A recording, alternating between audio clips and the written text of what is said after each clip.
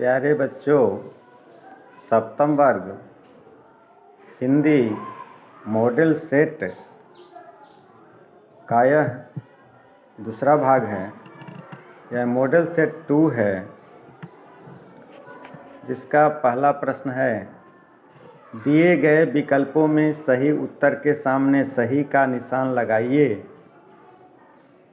पहला है, पुष्प की अभिलाषा में मैं शब्द का प्रयोग किसके लिए किया गया है।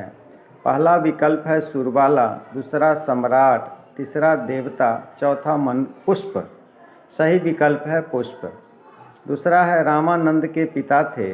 क सरकारी सेवक, ख मंदिर के पुजारी, ग किसान, घ व्यवसायी। सही विकल्प है मंदिर के पुजारी।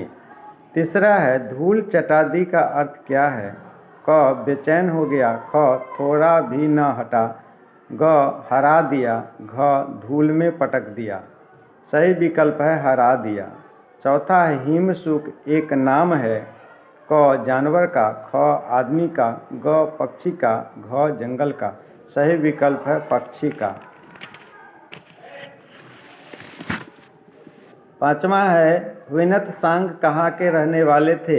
पहला विकल्प है चीन, दूसरा है जापान, तीसरा है भारत, चौथा है भूटान। सही विकल्प है चीन पहला। दूसरा है, कोष्टक में दिए गए शब्दों में से सही शब्द चुनकर वाक्य पूरा कीजिए।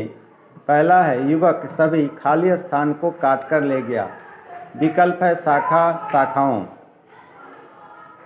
सही विकल्प है शाखा। आदमी ने तना से नाव, खाली स्थान। विकल्प है बनाई, बनाया। सही विकल्प होगा बनाई। कई साल बीत, खाली स्थान। विकल्प है गए, गया, तो गए।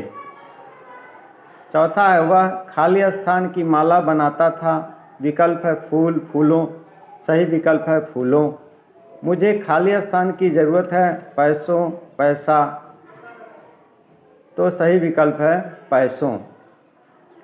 तीसरा है, निम्नलिखित शब्दों के दो दो पर्यायवाची शब्द लिखिए। भुजंग, सांप, सर्प।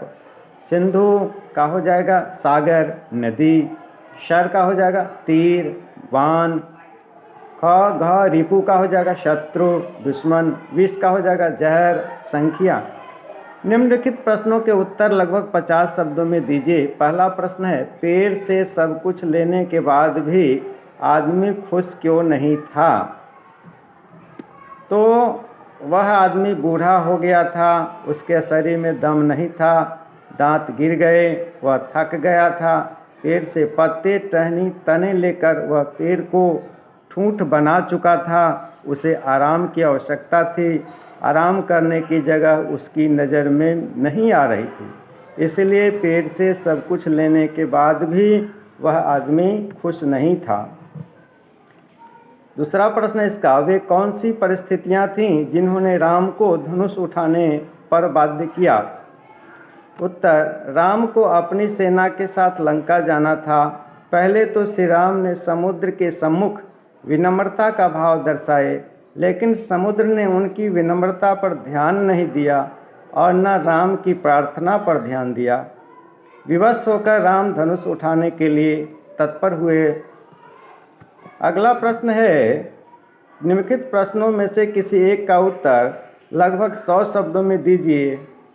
पुष्प की भांति आपकी भी कोई अभिलाषा होगी, उसे अपने शब्दों में लिखें। पुष्प की भांति मेरी भी अभिलाषा है कि मैं भी देश रक्षार्थ देश का सिपाही बनूं।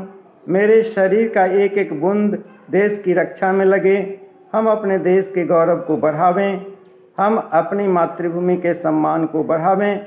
भारत माता को कलंकित करने वालों के सिर को कुचल डालें।